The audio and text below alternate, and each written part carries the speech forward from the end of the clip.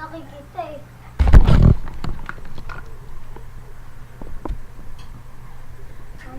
Yan po si Bayawak Lasardi, ang tagalutong pinakamasarap magluto ng adobo.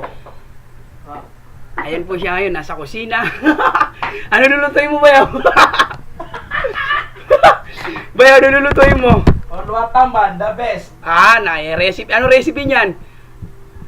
Halapano ya, timos, betsen. Ala, ayan po, ang Bayaw ko, masarap po magluto ng adobo yan. Pinakamasarap Hello! magluto sa buong Olonga po ng adobo. Sana may magmamahal sa luto ko ha. Marami, pag nag-ano ka, kalindirya ka. Yan po, hintayin natin ha, gagawa siya ng... Anong gagawin mo, Bayaw?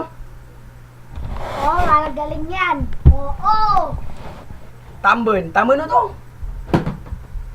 Ako sa na rin. Tambon. Yung Bayaw ko nun, isa sa kinabibilangan na pinakamagaling mag-adobo dito sa Olonga po. Dinadayo ng mga tao para lang magluto ng adobo. Ng mga kapwa Muslim. Para paglutuin siya ng adobo. Minsan sa moske. Tinatawag siya. Bayaw, yung lulutuin mo, ano yan? Orwataman. Yan, ang tinatawag na ulo ng toyo. Ulo ng toyo, kanyang gagawin. Masarap po yan kahit simple lang.